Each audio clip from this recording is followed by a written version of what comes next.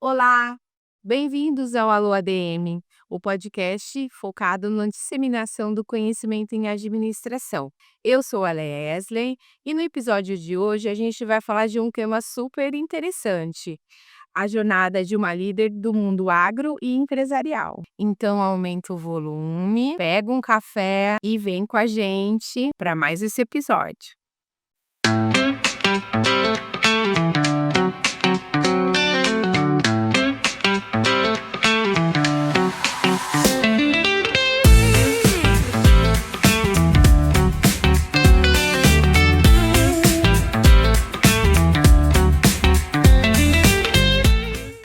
Para esse papo, nós recebemos a Cláudia Demétrio, da Intermi, empresa de educação voltada ao desenvolvimento de lideranças femininas. Falando um pouquinho do perfil da Cláudia, ela é portuguesa, mora no Brasil há quase 20 anos. Ela é formada em engenharia agropecuária pela Escola Superior Agrária de Coimbra, em Portugal, mestre em produção vegetal e doutora em genética e melhoramento de plantas pela FCAV Unesp de Jaboticabal e tem mais de 17 anos de experiência no agronegócio.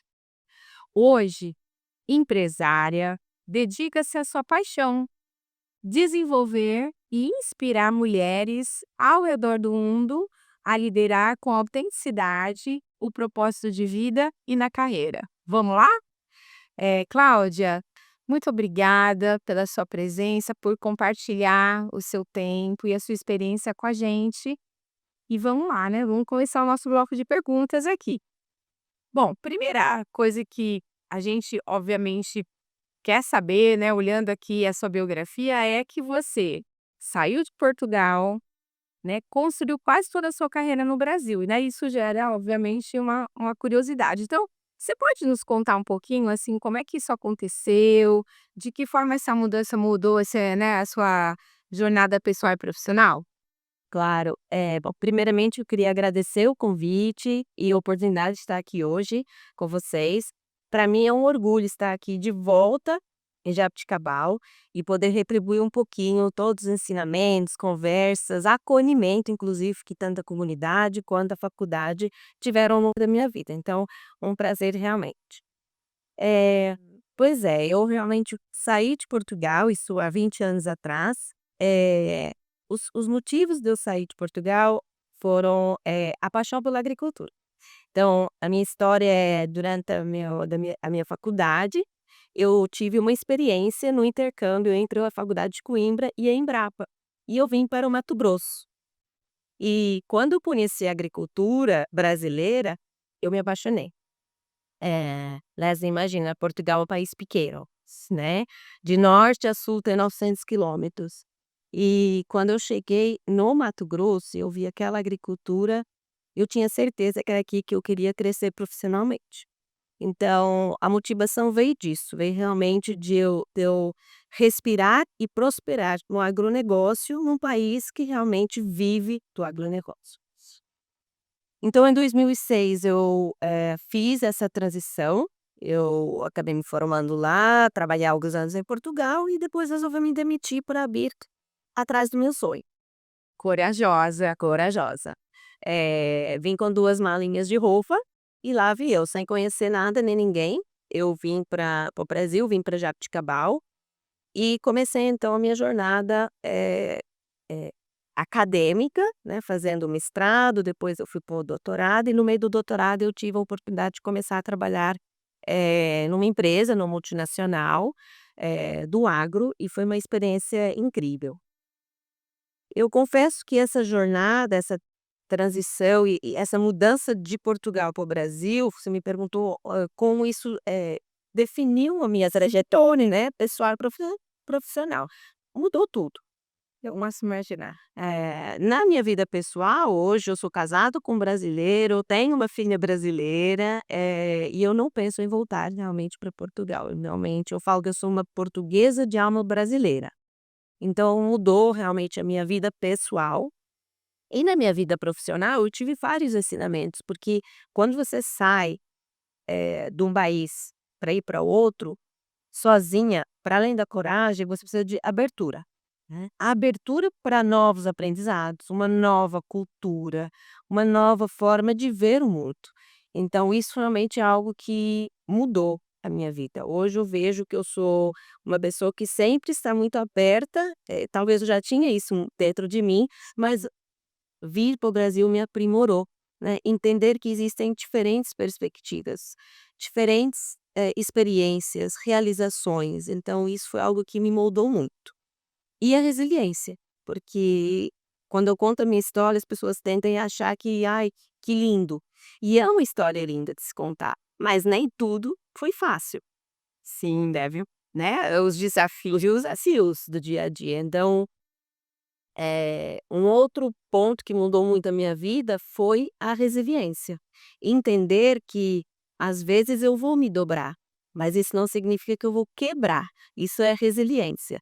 Então, mudou bastante. E um outro ponto que eu acho que mudou muito a minha vida é entender que ninguém faz nada sozinho e as colaborações, as relações reais, eh, e verdadeiras, elas são extremamente importantes a longo prazo. Então, hoje eu tenho que a minha transição de Portugal para o Brasil, principalmente me mudou em abertura, resiliência e entender a importância das relações.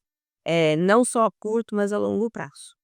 Entendi, né, você está falando, né, desses valores todos e realmente, né, por mais que a gente seja, né, de países que são irmãos, as perspectivas culturais são diferentes, né, e você ressaltou aí alguns aspectos que pontuaram, né, e que ajudaram você a fazer essa transição para cá. Antes de eu até perguntar sobre essa questão da formação técnica, né, que está aqui no meu roteirinho, eu vou aproveitar esse gancho seu e eu queria que você explorasse um pouco essa questão ainda dos valores e dessa experiência, assim, dentro do agro, né, que acabaram moldando essa sua forma de liderar e que provavelmente você carrega até hoje, né? Sim, sim. O agro ele tem uma questão dos valores pessoais, então, a transparência, a integridade, a honestidade são alvos muito meus, mas eu acho que a minha experiência no agro, eles me trouxeram visibilidade de alguns valores que é o seguinte: da mesma forma que uma semente não nasce sozinha, ela não germina sozinha, eu percebi que ninguém faz nada sozinho. Então, os negócios são muito parecidos ao agro. Você tem que cultivar aquilo antes, você precisa preparar a terra, precisa adubar, depois você planta, depois você rega, né, tem que acompanhar a cultura. Então, o que eu quero dizer com isso é que existe uma necessidade de você ter um planejamento estratégico a longo prazo, porque você só vai colher frutos Sim. depois que você passa por todo o processo, né. Primeiro você planta, depois você colhe. Isso é algo que a minha experiência no agro trouxe como valores na minha forma de estar da vida e de liderar. Da mesma forma que eu também vejo que quando você planta em campo, existem diferenças às vezes de planta por planta, então nenhuma semente é exatamente igual, né, cada semente é um indivíduo específico. E da mesma forma em liderança, às vezes você tem times grandes, só que eles são compostos por indivíduos singulares. E a forma de liderar é você entender como você toca cada um daqueles indivíduos. As pessoas têm motivações diferentes, as pessoas têm momentos de vida específicos. Então, em grandes organizações, por exemplo, como eu liderei, sim, você precisa de um padrão de liderança, mas você precisa saber individualizar a sua liderança para cada uma das pessoas da sua equipe. E isso eu acho que o agro me trouxe, entender que existe uma jornada a ser conquistada. Muito bacana. Bom, pela sua por essa metáfora linda que você fez aí, né, sobre liderança, já dá para entender, né, o porquê que você conseguiu, né, fazer de uma forma, assim, tão exitosa essa transição, né, de uma área técnica, né, que você vem de uma área bem técnica, né, Cláudia, para esses cargos realmente, né, de alta liderança que não é para qualquer um, né. Não é para homem, quem dirá para mulher, né, enfim, depois a gente vai também falar sobre isso. Mas aí, A partir então, né, de toda essa questão que você coloca dos valores, né, como é que se deu realmente, assim, agora do ponto de vista, assim, talvez mais, eh não vou dizer técnico, né, mas essa transição mesmo, assim, né, do campo para a posição, executiva? Tá. Não foi do dia para a noite, né, então existe sempre um aprendizado que ele é linear e você vai conquistando novas habilidades. Eu confesso para você que eu realmente eu comecei como agrônoma de campo, então no meio do meu doutorado eu tive essa oportunidade de começar a trabalhar, numa multinacional, e eu comecei como agrônoma de campo. Muita gente na época, Leslie, achou que eu era louca, porque eu ia ser doutora em genética e melhoramento de plantas, eu ia ser priorista, como que eu aceitava um cargo de agrônoma de campo. Mas eu vou te falar que isso para mim foi essencial. Porque o fato de eu começar pela operação, pelo campo e entender, conhecer bem as pessoas, os processos e os impactos das tomadas de decisão, às vezes, da liderança na execução, para mim foi muito importante. Então essa transição ela foi acontecendo, né, eu de agrônoma eu virei supervisora, de supervisora eu virei gerente, de gerente eu fui líder de território, então eu tive realmente uma carreira que foi galgando os diferentes cargos de liderança, então desde no contribuidor individual para uma líder, de pequenos, contribuidores individuais, depois para líder de líderes, líderes de território e assim eu fui expandindo as minhas habilidades. Eh e dentro da área de pesquisa, e eu fui diretora de pesquisa e desenvolvimento, para a América Latina, inclusive é um desafio, porque nós estamos falando de pessoas que têm uma formação técnica acadêmica muito grande, sim, e são habilidades muito diferentes. As habilidades técnicas, as nossas competências técnicas, que é ter informação e saber fazer ter competência para fazer é muito diferente de você ter comportamentos, inteligência emocional, de você ter habilidades de liderança. Na área científica, muita gente não quer seguir essa carreira de liderança, eles querem, porque a gente fala carreira em Y, eles querem crescer na carreira técnica, então isso até é um gargalo para as organizações, porque você também precisa de líderes que são líderes de áreas técnicas. Até porque você lidera as equipes, As né? equipes, então isso é um gargalo, você ter pessoas que querem se desenvolver nessas habilidades. E por que que eu trago isso? Como você falou, é uma transição. Você pode ser muito bom liderando a sua área técnica e às vezes você não tem aquelas habilidades, comportamentos de liderança. Sim. Então isso é importante.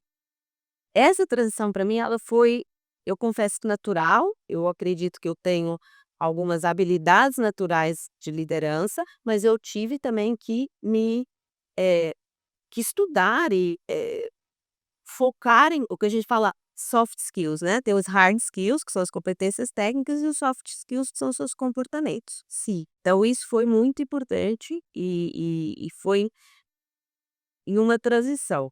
2 pontos importantes foi eu, foquei bastante no meu autoconhecimento, para entender como eu consigo, agir e reagir e interagir com os outros e com a equipe, então esse foi um ponto importante. E à medida que eu ia crescendo em cargos executivos, eh, outras habilidades administrativas. Nós estamos falando de gerenciamento de orçamentos, que uma pessoa com mestrado e doutorado em uma área técnica não tem, então grandes orçamentos, empatia, comunicação assertiva, eh, noções financeiras, visão de longo prazo, visão estratégica de longo prazo. Então são competências que à medida que você vai crescendo para cargos mais executivos, você vai ter que ir buscando ensinamento, treinamento e a humildade de sentar na cadeira do aluno. Isso é muito importante, porque a gente às vezes vai crescendo e a gente pode cair na armadilha que sabe tudo. Você ter essa humildade de falar: "Não sei, eu preciso sentar nessa cadeira de aluno para aprender, para estar apta a ensinar", é muito poderoso. Então, para mim, essa transição ocorreu dessa forma. Muito legal, assim, né, o seu depoimento, eu acho que vai ficar, né, de um relato fantástico aí para quem está assistindo, né. Eh, e aí eu queria destacar 2 coisas, né, dessa sua fala, Cláudia. Primeiro, essa questão, de que você foi um processo de construção, o que não acontece com muitos profissionais, né, porque alguns profissionais, eles são muito bons tecnicamente e por serem excelentes técnicos, eles já são galgados, já, né, assim, a um cargo, né, jamais, né, num nível assim, que ele não de repente está tão preparado em termos de desenvolvimento das suas soft skills, né, e aí que a gente começa a ter os problemas, né, de você, deixar de ter aquele técnico super competente e não ter, né, dentro daquela mesma pessoa, ah, aquele ganho que se espera, né, de colocar numa posição de liderança, porque ele não está desenvolvido, né. E você teve essa oportunidade de, indo, né, galgando na hierarquia, você foi adquirindo, obviamente, com todo o seu esforço, de adquirir essas habilidades também, né, porque isso exige também bastante, vontade, né, para se autodesenvolver, né, não é só uma questão, da organização proporcionar isso em termos de plano de carreira, porque muitas pessoas às vezes acreditam nisso, né, que depende da empresa e não é bem assim, que a carreira, né, é da gente, né. Tomar o tempo, Não é? isso é extremamente importante. E aí, pegando então esse gancho, eu queria que você, assim, dentro dessa, né, que você foi subindo e obviamente então você foi fazendo essa troca de uso, né, desses seus conjuntos de habilidades e competências, das técnicas para as habilidades, né, gerenciais, analíticas, interpessoais, à medida que você vai subindo. E aí eu queria te perguntar, assim, qual que foi assim, um marco para você, o momento mais desafiador, assim, que você acha da sua carreira e como é que você conseguiu superar? Que você falasse assim: "Ah, esse realmente foi o grande divisor de águas". Tá. O grande divisor de águas para mim foi um momento, foi no início, meio da minha carreira, eh, eu já tinha um cargo gerencial e eu tinha um par, então eu tinha um colega homem, no mesmo nível hierárquico que eu e que a gente realmente dividia, atividades. Eu tinha uma função estratégica e ele operacional, então eu planejava, o time dele executava. E talvez pelo fato de, uma competição, um medo de eu poder superá-lo, eh, ele realmente, por um determinado tempo, ele tentou me descredibilizar. Então tentava me descredibilizar e fazia de verdade um certo bullying mental, psicológico comigo. Eh, e eu não soube lidar com aquilo. Na verdade, nós mulheres temos muito isso da questão da colaboração, e muitas vezes eu pensava: "Ah, acho que eu entendi errado, não foi por mal, não, não, não deve ter sido para mim, talvez ele não fez sem querer". Então eu fui desculpando aquela situação por muito tempo, mas de verdade, Leslie, esse foi um período que me fez muito mal. Eu posso imaginar, né, porque isso, de certa maneira, prejudica muito a nossa saúde emocional, né. Prejudica, ao ponto de, chegou um ponto que eu acordava, eu sempre fui muito intencional, muito apaixonada em tudo que eu faço, e chegou um momento que ir trabalhar era um sacrifício para mim. E o que virou a chave para mim naquele momento, eu busquei uma ajuda de uma coach fora da empresa, então eu investi meu tempo e meus recursos financeiros em realmente buscar uma ajuda onde eu olhei para dentro. Por isso eu falo a importância do autoconhecimento. Puxa, e Então não é todo profissional, né, não é. que faz esse movimento, né, Cláudia. E eu hoje eu sou muito defensora do autoconhecimento, porque aquilo para mim foi uma virada de chave. Quando eu passei a olhar para dentro e entender como eu pensava, como eu sentia, quais eram as minhas crenças que estavam me limitando, as minhas crenças limitantes, e como eu reagia, agia e interagia com os outros, quando eu tive clareza disso, isso foi tão poderoso, Ai, eu posso imaginar. mas tão poderoso que eu voltei, eu tive uma conversa indicou esse meu colega, e a partir dali aquilo foi uma virada de chave. Eu me empoderei realmente de quem eu sou, quais são os meus limites e os meus valores que são inegociáveis. E a partir dali meu posicionamento foi muito diferente. Então isso para mim foi uma virada de chave. Até quando eu vejo minha trajetória profissional, depois de eu ter identidade de quem eu era, o meu posicionamento foi totalmente diferente. O meu crescimento, eh, também foi diferente. Ele realmente foi, eh, exponencial a partir daquele momento e com um prazer de trabalhar diferente. Uma nova Cláudia nascer, nova Cláudia muito melhor, né, muito pra você e pra organização, porque a sua entrega começou a ser outra também, né, no sentido de, você, conseguiu acho que, deixar, realmente o muito mais assertivo aquilo que o que você queria fazer, né, e de repente não tá em sofrimento, é muito ruim, né, quando a gente tem um profissional que como você, né, tem amor, e isso acontece muito, né, como você disse, a gente tem esse espírito colaborativo e aí, às vezes, esse tipo, né, de atitude, de comportamento tóxico, acaba apagando, né, e acaba, muitas vezes, até fazendo com que esse profissional saia, né, então a empresa perde. E às vezes, né, de repente a empresa também nem se dá conta de que todo esse processo está acontecendo ali, né, Sim, entre os pares, né. eu te falo que eu acho que nem ele às vezes dava conta que esse era um processo intencional desse. E eu falo que a partir do momento que eu realmente tive contato com o meu autoconhecimento, eu tornei a potência que estava dentro de mim é impotente. Eu deixei de ser potência, passei a ser potente. Aquilo me transformou. Ai, e muito interessante, esse seu relato. Aí, vou aproveitar, né, e eu acho que depois disso, acho que você talvez tenha chegado, não vamos falar numa fórmula, né, porque liderança não tem fórmula, né, pessoal, o pessoal sempre pensa que tem uma receita de bolo, mas certamente eu acho que tudo isso que você acabou de contar, acabou, contribuindo, eu acho que para você também chegar como gestora e líder, né, em num posicionamento de como é que você, vai exercer essa liderança, né. Então eu acho que seria bacana agora, nesse momento, talvez você resumir, assim, para o pessoal hoje, qual seria então a sua visão sobre o que é liderar, né, de uma maneira, saudável, de uma maneira que realmente a gente, vai pensar, né, no alinhamento com as boas práticas organizacionais.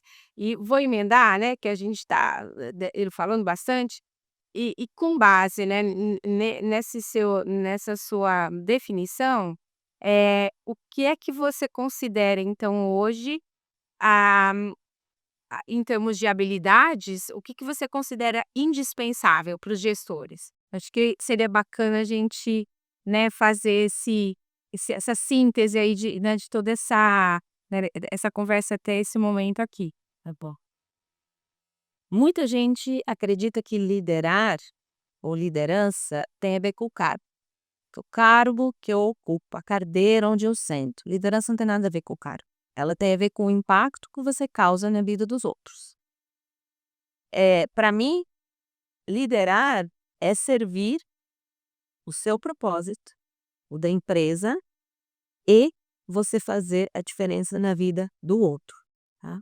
Um líder, ele é aquele que tem que mostrar o direcionamento, é aquele que tem que engajar a equipe, porque quando nós deixamos de ser um contribuidor individual, passamos a ser um líder, nós não entregamos mais sozinhos, nós entregamos através da equipe. Então o líder ele tem que dar o direcionamento claro para onde ir, ele tem que ter um olhar cuidadoso para com as pessoas da equipe, ele tem que entender o que motiva cada uma daquelas pessoas, porque o trabalho dele não é execução, o trabalho dele é motivar as pessoas a executar. Ele só vai entregar se o time entregar. E características importantes para isso, principalmente hoje em dia, é que as pessoas elas não são mais motivadas apenas por um salário, apenas pelas condições, onde elas estão inseridas, elas são motivadas pelo propósito, elas são motivadas pelo exemplo. Eu sempre falo que se eu tiver que escolher uma palavra sobre liderança, é difícil porque eu fico entre servir, porque ser líder é você servir a outras, né, e exemplo. Não adianta você falar e fazer outra coisa, é igual a maternidade, a paternidade. Se você fala algo, mas você faz outra coisa, você é descredibilizado. Piragem. Então as pessoas hoje elas têm um propósito e elas se motivam pelo aquilo que faz sentido, não mais porque eu tenho que fazer porque me mandaram fazer. Então, eu, Cláudia, eu lidero pelo exemplo. Eu não falo aquilo que eu não vou fazer e eu entendo que o meu papel não é execução. O meu papel é servir ao time para que juntos a gente consiga entregar o propósito da organização também. Perfeito, perfeito. Acho que você foi cirúrgica, né, nessa definição e naquilo que realmente a gente precisa exercer, né, como no papel de líder, né. E aí, Cláudia, assim, é agora pensando, né, nessa sua experiência, né, dentro do agro, o que é que você acha, eh a partir dessa definição do exercer a liderança, o que que você considera, assim, como um aspecto desafiador para as mulheres, né? Eu acho que tem algumas coisas que são até, naturais para a gente, como você colocou, como a gente tem um perfil colaborativo, isso é natural da mulher, então se colocar nesse papel, né, de líder servidora não é tão difícil assim. Mas aí, quando a gente fala do contexto, que é o agro, as coisas podem mudar, né. Eu queria então que você comentasse um pouco isso, né, sobre essa questão, né, de enfrentar tudo isso dentro desse contexto, né, ou seja, uma mulher, num cargo de liderança, assumindo esse cargo, num mercado tão competitivo e tão, né, assim, sui generis em relação, às vezes, à questão, né, de ter mulheres como no agronegócio. Eu sei que as coisas estão mudando, né, pessoal, mas ainda existe bastante, né, talvez até um certo preconceito, né, então seria legal ela, discorrer um pouco sobre isso. Vamos lá. Existe. Eu acho que a gente precisa ser muito transparente, né, nossa jornada feminina dentro das organizações, ela é recente. Nós começamos a correr, muito depois que os homens, né, então a gente está atrás e a gente, precisa ser claros em relação a isso. É um ambiente, as coisas estão mudando, mas ainda é um ambiente novo. Eu estava lendo o relatório, mundial de desigualdade de gênero que saiu ano passado no Fórum, Econômico Mundial, e apenas 29%, das mulheres ocupam cargos de liderança no mundo. Nós temos muito pouco, né, pão de boco. Eh, então nós ainda temos um longo caminho. A previsão é que demore cerca de 131 anos para a gente atingir sim igualdade de gêneros no mundo. Meu, Então é um longo caminho, a gente não pode ignorar, falar: "Ah, não é igual", não é. Eh, eu sou da opinião que nós mulheres temos um papel para encurtar esse tempo. Então nós precisamos sim saber nos posicionar, por isso eu falo tanto autoconhecimento, a gente precisa conhecer nossa identidade, saber aquilo que a gente negocia, o que a gente não negocia, saber quais são as crenças limitantes que a gente tem para a gente trabalhar em cima delas, né, e ter uma mentalidade de crescimento. Com isso a gente vai conseguir encurtar o tempo, né. E o mundo agro, tanto como o mundo da agrociência, é um mundo que é maioritariamente é masculino, então existe sim um desafio grande aí. Eu falo que o maior desafio, Leslie, para mim, é o machista, eh, velado ou inocente, tá. é o pior, né? Esse para mim é o maior desafio, porque assim, quando a gente entende que está num ambiente que tem algumas barreiras a ser conquistadas, nós trabalhamos para isso. E muitas vezes a gente consegue mudar a opinião, inclusive, do nosso colega. O problema é quando isso é velado ou inconsciente, ele não percebe que ele tem isso, ou ele fala que não tem. Então eu acho que isso é um ponto que para mim é um desafio, tá, porque aí você não tem um parceiro para te ajudar a mudar esse cenário. E um outro desafio grande, assim, é que nós temos realmente vários papéis. É difícil a gente negar que uma mulher profissional, esposa, mãe, ela não carrega diferentes papéis na vida. E isso é uma sobrecarga, é mental, Maior. a gente tem isso. Então, falar que é igual, não é igual. Muitas vezes os papéis, os turnos que a gente tem que ter, é o turno da manhã, do filho. Hoje muitos homens já ajudam. O meu marido, por exemplo, ele é super parceiro nisso. Mas muitas vezes a sobrecarga de planejar, o mental, ele é da mulher. Porque ela é mais colaborativa, porque ela toma mais frente, porque as coisas da casa são mais dela. Sim. Então também eh, não seria justo falar que a gente não tem esse desafio, que é nos provarmos profissionalmente, porque a mulher quando entra num ambiente mais masculinizado, ela tem que se provar mais. Até ela ter esse respeito, infelizmente a gente precisa se provar repetidamente para a gente ter essa, eh, credibilidade. Sim. E além disso, a gente tem os outros papéis, o papel do lar, o papel da mãe, o papel da esposa. E um outro ponto que hoje é muito comum para essa geração nossa, eu tenho hoje 46 anos e é muito comum estar se falando da geração sanduíche, que é a geração que não só foi mãe mais velha, então ela tem sim filhos mais novos, Sim. como ela passa a ter os pais e agora ela tem que ser mãe dos pais. No meu caso, minha mãe tem Alzheimer e mora comigo. Então, eu tenho 2 filhas, uma de 5 e uma de 78. Uma que aprende e outra que desaprende. E isso é uma realidade que nós precisamos olhar no mercado de trabalho, porque as mulheres dos 40 anos, hoje, elas têm mais esse papel, que é essa geração sanduíche. Para além do marido, da casa, do lar, do filho, ela ainda tem os pais. E isso é uma desvantagem. E é uma desvantagem.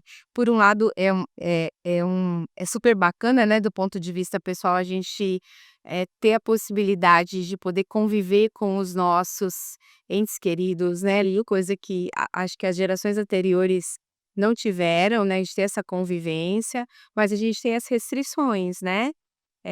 E isso realmente muda completamente, a forma inclusive, né, que talvez as organizações, talvez precisem pensar nessas políticas, porque essa questão às vezes de falar assim: "Olha, né, a igualdade não é necessariamente, né, você colocar uma política igualzinha, né, para homem e para mulher. Na verdade, a igualdade está em você, talvez, entender que existam essas diferenças e conseguir, né, acolher essas diferenças, né, dentro aí, dos perfis que você tem, né. E aí como é que você tem visto isso, Cláudia, assim, na prática das organizações, né, você, antes de você empreender, né, você passou, né, por grandes organizações. E aí, como é que você vê essa mudança, assim, realmente, assim, desse olhar, né, estratégico mesmo das organizações para essas questões aí dessa geração sanduíche, né. Que é inegável, né, que as mulheres hoje elas, né, vêm muito preparadas, e aí é a questão de tecnicamente, né, inclusive se a gente for olhar, comparar alguns currículos, as mulheres têm muito mais especialização que muitos homens, né, para conseguir estar em determinados cargos, ainda ganhando menos, né. Sim. Não sei se as estatísticas, não sei se estou tão a falar das estatísticas, mas pelo menos em torno de 20, infelizmente, né, estatísticas infelizes, de 20 a 30% menos do que os homens. Então, eu queria que você, se você conseguir também colocar um pouco isso, assim, da sua visão, da sua experiência, seria, bacana também. Claro. O primeiro passo é reconhecer que existe essa desigualdade. E por isso a gente fala de equidade, porque não é igualdade, não é igualdade é você dar as mesmas condições, né. Equidade é você reconhecer que existe ou um gap, um espaço ou tempo, ou de formação, ou de oportunidades, e você dar àquele grupo condições que permitam que essa diferença torne as oportunidades iguais. E, nesse sentido, as grandes organizações têm se movimentado com agendas, declaradas de, equidade e inclusão, né. E isso é muito importante, porque, eu sempre brinco que as organizações, elas não são Santa Casa da Misericórdia, elas são organizações com fins lucrativos, então elas têm uma intencionalidade naquilo, né. Aquela agenda de diversidade, ela não existe só por, eh, pelo bem, ela existe porque existe o interesse importante para as organizações. Qual é esse interesse? Primeiro é capturar talentos. Então, quando a gente fala de diversidade, a gente fala de diversidade de gênero, de gerações, de raças, LGBT. Então, são agendas de diversidade porque eles são grupos onde a gente entende que não existe uma igualdade, existe um gap ou de oportunidade ou de tempo e que a gente precisa fazer diferente para dar as mesmas oportunidades. Eh, Só que a gente precisa da inclusão disso também nas empresas. Então você tem a agenda das diversidades, porque você quer capturar talentos. As pessoas hoje escolhem, as novas gerações escolhem onde querem trabalhar. Não é como antigamente também. Então isso é um interesse da organização. Vamos pensar no tema de mulheres, onde eu sou especializada. Eh Depender inclusive no curso de agronomia, quando você olha as salas de faculdade, mais de 50% são mulheres. Mas quando você olha a realidade no mercado de trabalho, no campo você vê 18, 20% de mulheres no campo. Quando você vê das organizações, você vê 30, 32, 35. Então existe uma diferença entre as mulheres que estão se formando em agronomia, por exemplo, e as mulheres que estão atuando no campo. Eh, Se as organizações querem capturar os melhores talentos, elas precisam de políticas que permita, por exemplo, que no RH a gente garanta um painel de entrevistas onde tenha homens e mulheres, para que a gente possa escolher os melhores candidatos.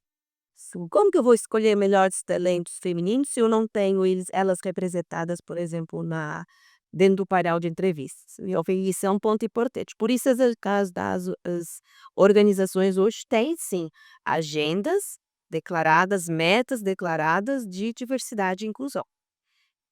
Mas é importante que quem lidera essas agendas seja genuíno em relação a isso, porque eu posso colocar uma meta e depois ela não se cumprir, claro.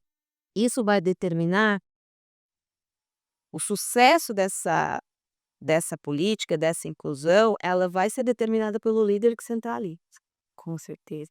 Porque assim, né, uma coisa você colocou lá, painel, você capta aquele talento, mas aí vem a outro lado, que é, você tem as políticas para conseguir, realmente absorver, né, esses talentos e fazer com que eles, né, consigam desempenhar, né, e dar a sua melhor entrega, né, e dentro ali do dia a dia, né. Fala um pouco pra gente sobre isso aí, porque aí vem esse papel do líder que você tá falando, né. Do líder. O líder tem que ser genuíno em relação a isso, ele tem que ser intencional. Então, quando as empresas declaram, inclusive, é polêmica: "Ah, mas vai ter cota, não vai ter cota?" É, precisa, porque se não for intencional, no dia a dia, isso fica de segundo plano. E depois que você captura, você tem que incluir. Então, por exemplo, de novo, no exemplo de mulheres, tudo bem, você aumenta o painel de entrevistados, tanto homens quanto mulheres, captura os melhores talentos. Depois você, absorve essas mulheres, por exemplo, para o campo. Mas quais são os gargalos que ela enfrenta no campo? Quais são as condições de banheiros, por exemplo? Existe uma diferença biológica entre homem e mulher e a gente tem que absorver isso. Então eu sempre falo que o líder tem um papel muito importante nesse sentido, porque ele é o que dá o direcionamento ao time, ele é o que explica por que que é importante.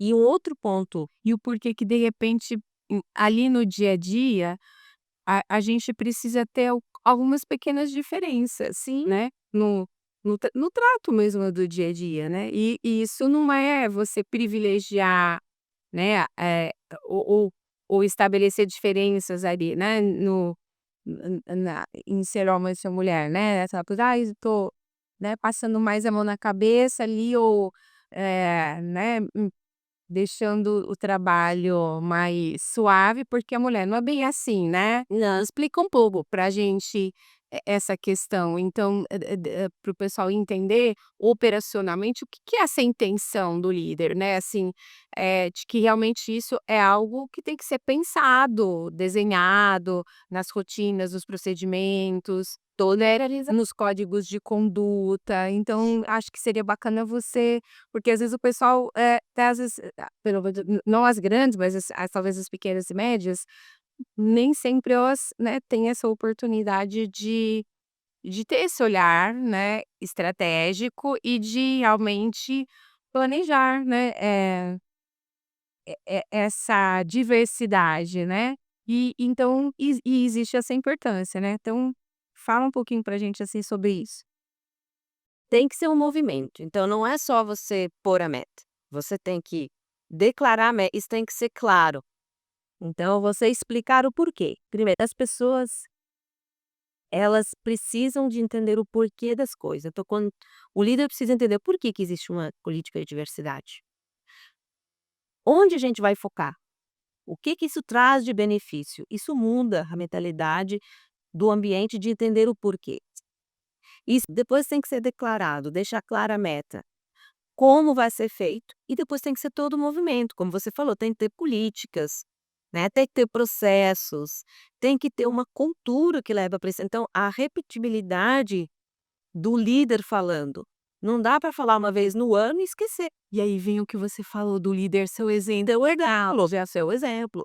E não adianta ele falar e depois ele ter um exemplo contrário, assim.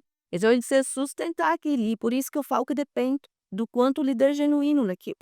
Né, às vezes em grandes corporações tem a política, mas se os líderes individuais eles não entenderem porquê e não abraçarem, não vai se concretizar. Então, eu sempre falo que é um movimento, e não basta a gente entender para a organização qual é o benefício se a gente não explica isso para a população, para os colegas, sim, né. E depois é o dia a dia, é os exemplos. Então, eh, por exemplo, nas empresas que eu, trabalhei, nós tínhamos uma política de diversidade feminina clara. Assédio, por exemplo, a gente não aceitava. Casos de assédio sexual era caso de demissão, sem conversa. Ponto final. Ponto final. Esse é o exemplo que você tem que dar. Aqui a gente não aceita. Da mesma forma, assédio moral, pô, mas isso precisa ser é o dia a dia. Então, porque escrever a política e, comunicada na empresa é fácil. Sim. O difícil vai ser o dia a dia. Beleza. Cláudia, explica para o pessoal, assim, a tratativa, né, porque eu acho que também tem isso. A gente fala assim: "Olha, então nós citamos casos de assédio, demissão". Como é que se dá, né, como a gente falou em processos, principalmente porque o nosso público, a gente tem, né, o pessoal que está aprendendo e também, de repente, né, temos, às vezes, empresários, né, de pequeno, médio porte, que tem essa dificuldade, na verdade, de colocar tudo isso, em termos de processos. Então como é que, se estrutura isso então, né? Olha, então nós temos a conduta, que olha, assédio, demissão sumária. Como é que se dá, né, o processo de investigação, enfim, conta um pouquinho, pra gente, né, talvez para quem está em grandes corporações isso seja óbvio, porque é parte da rotina, mas talvez para um público aqui isso não seja tão claro, assim, como é que se dá, né. Eu acho que seria legal explorar também. Tá. Bom, em grandes corporações, normalmente existe uma área específica, separada, que é a área de, compliance, onde as pessoas têm uma linha, elas podem fazer uma denúncia via e-mail, via uma ligação, para o gestor, qualquer denúncia, a partir do momento que você verbaliza aquilo, eu não liguei, mas me trouxeram. Eu, como gestora, tenho a obrigação de levar isso para a área de compliance. Então, se eu fico sabendo, eu tenho que ter um processo, uma conduta em relação a isso. É totalmente anônimo, tá? Então a pessoa pode fazer a denúncia. Existe o processo de investigação, né? Ele corre totalmente fora. Então o gestor não ninguém fica sabendo da identidade, do que está acontecendo, mas existe sim um processo de investigação, porque também existem muitas denúncias falsas, Sim. né? Então existe é um processo muito sério, por isso é uma área separada, para que não haja conflitos de interesse. Todas as denúncias são investigadas e elas vão um caminho, ou aqueles caminhos que, eles não comprovam a denúncia, ou aqueles que comprovam. E o gestor só fica sabendo no último dos casos, no sentido de: "Temos um problema e a gente precisa tomar uma ação", tá. E aí é realmente isso, não existe uma, eh, desculpa, né. Claro que a empresa ela arca com todas a né, todo o processo legal, todo o processo, mas ela prefere não manter a pessoa naquele ambiente de trabalho, né. Então, só que é um processo totalmente sigiloso, tanto para o denunciante quanto com o denunciado, e seguro Para quem à noite. e mesmo no método de demissão. Isso é bem delicado, mas assim, mesmo no método de demissão, ninguém fica sabendo do porquê. Não é uma Engraçado, né, a pessoa sai inchada Não, também. não, não, não. É totalmente uma questão desligamento por performance, você paga o que precisa ser acertado, é um processo muito sério, né. Então, por isso ele é separado, eu gosto sempre de deixar muito claro, porque, mesmo eu em cargos altos de liderança, era um processo totalmente separado, eu não sabia o que estava acontecendo, a não ser que se comprovasse alguma coisa que se tivesse que tomar uma ação. Então aí era, e eu acho extremamente importante essa seriedade, Com certeza. para os casos positivos quanto os falsos positivos, né. Sim, com certeza.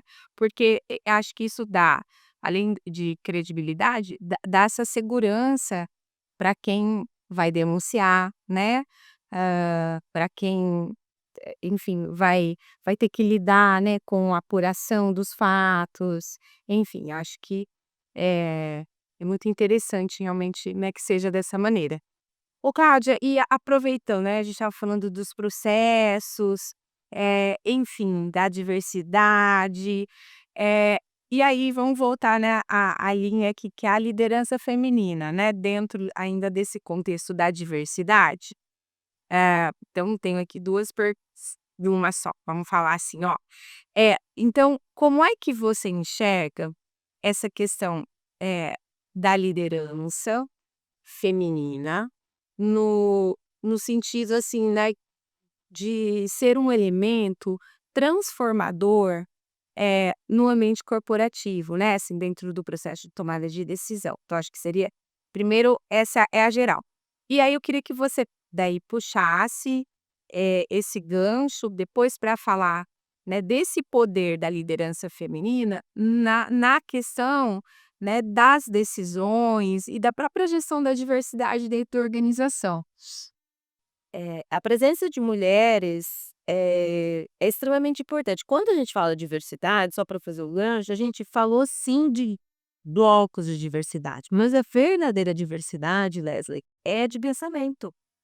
Nossa, matou. Então, quando você tem essas pautas de diversidade, o que você está estimulando é você criar equipes diversas, porque uma equipe homogênea, ela vai pensar da mesma forma. Dentro da razão. Então, você ter diversidade, e as mulheres é uma forma de diversidade. Se nós olharmos na área de RH, às vezes o homem é a diversidade. Verdade. Na área de agronomia, a mulher é a diversidade. Então, a diversidade é a forma de pensamento. Tem a ver com as suas experiências, as suas percepções, a forma com que você olha uma resolução do problema. Por isso ele é tão vantajoso para as organizações, ter equipes diversas. Então, uma mulher na liderança, ela traz essa diversidade, ela traz esse olhar diferente num grupo que normalmente é mais masculino.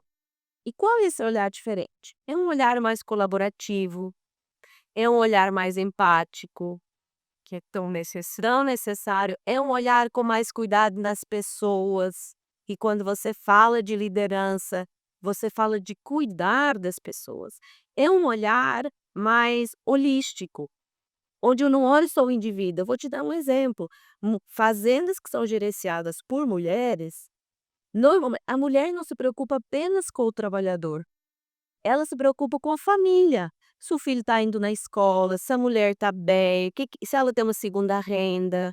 É muito interessante, a mulher traz esse olhar do todo, porque isso é mais materno. Eu sempre falo assim, ó, se nós pensarmos em, eh, brincadeiras de criança, as meninas brincam de quê? Elas brincam de casinha, de cozinha, de professora, às vezes eu sou a mamãe, às vezes eu sou a filhinha. Elas brincam de servir, e elas brincam com um olhar de empatia, o lugar do outro.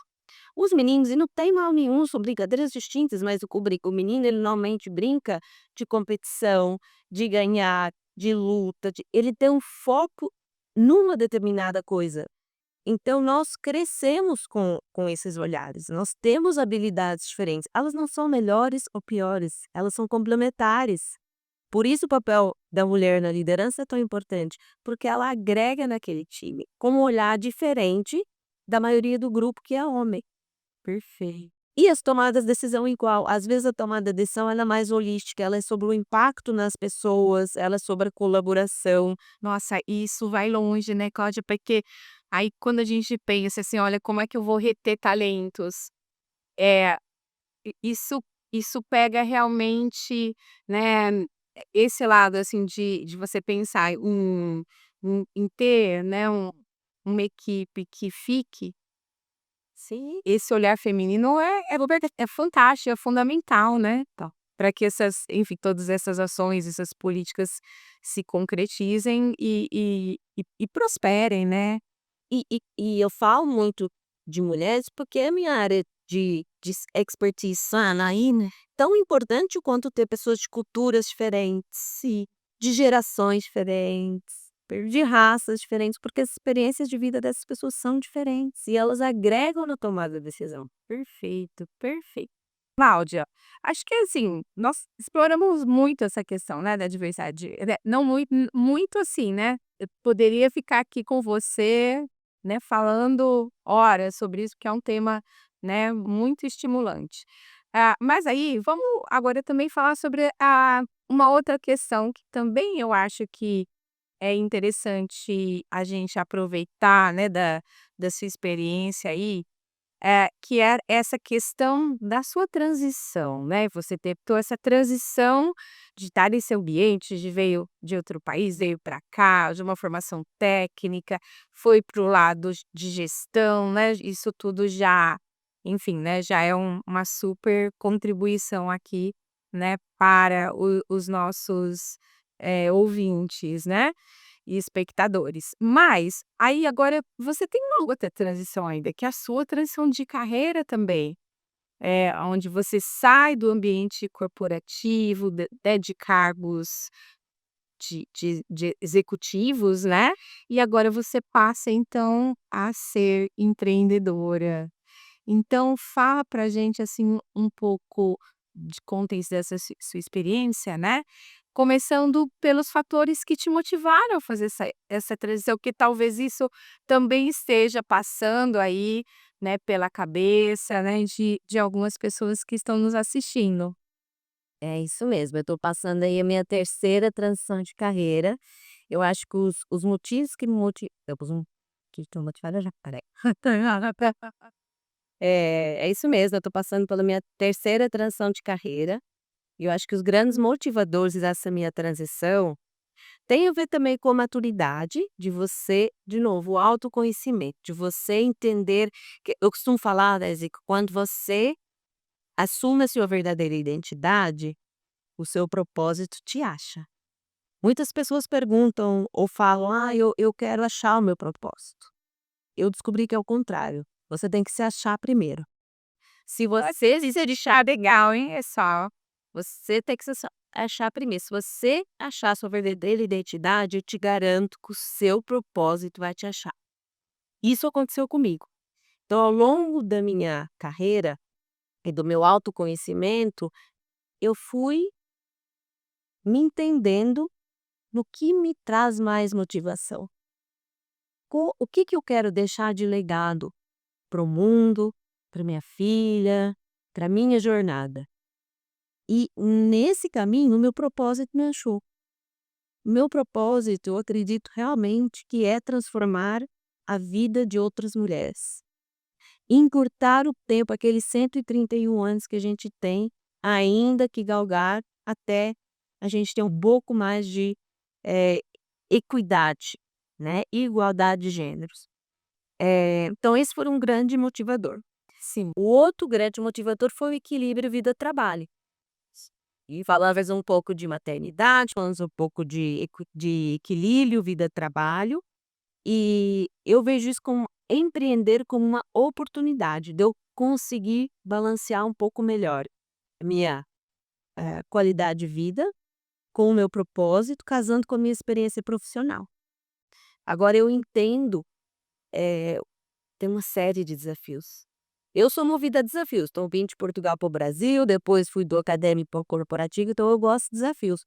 Mas, eh, ter humildade de entender que onde eu cheguei, não quer dizer que agora vai continuar me levando para outro patamar. Eu tenho que voltar atrás, ter a humildade de sentar também na cadeira do aluno de novo, aprender, porque uma coisa é minha carreira corporativa, outra é minha carreira empreendedora.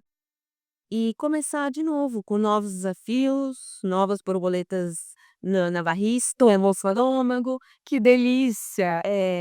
Mas realmente eu acho que o grande motivador foi eu conseguir unir o meu propósito de vida com a minha qualidade de vida e entender que eu posso agora escolher que impacto eu quero deixar no mundo.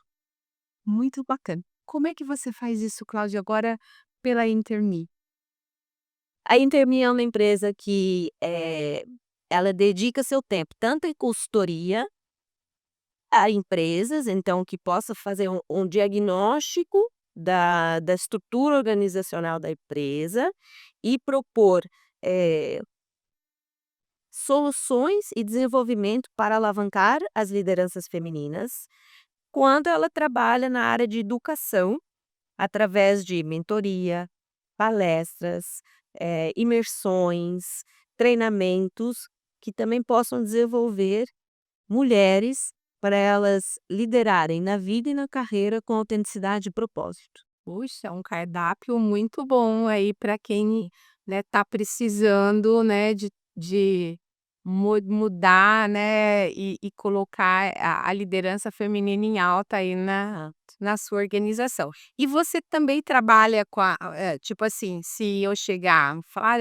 eu quero fazer um trabalho meu", você também tem Sim, esse segmento aí de atuação? sim. Por isso eu divido um pouco na consultoria e na mentoria, Entendi. ou na educação, mas eu atendo tanto B2B, né, business to business, quanto B2C, de business to customer. Então para Uhum. a mulher que quer, fazer um processo de autoconhecimento. Porque tem muitas aqui transição de carreira, exatamente, né. Então eu desenvolvi um método, que é o método ELA, que significa essência, liderança e ação, e a gente trabalha nesses 3 grandes pilares, que é primeiro você tem que se conhecer, por isso eu falo tanto do autoconhecimento, depois é sobre a sua liderança com propósito, o que você quer, o que você não quer, como você se posiciona, como você se comunica, e o último pilar é o pilar de ação, que, para que as coisas se tornem reais, a gente precisa ter intencionalidade, a gente precisa ter metas e a gente precisa celebrar cada conquista.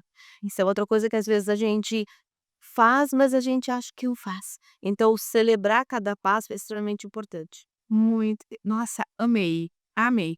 Cláudia, e assim, qual conselho, né, você daria, para os estudantes, para os jovens administradores, que estão começando suas carreiras, que também, né, são movidos por sonhos, assim como você é, e foi aquela, né, garota um dia que saiu de Portugal, se apaixonou pelo Brasil e construiu essa carreira linda aqui.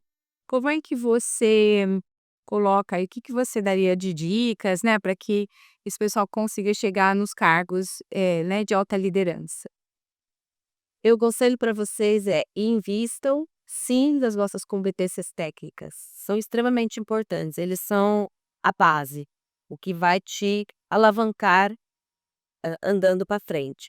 Mas não se esqueçam dos vossos comportamentos, dos soft skills.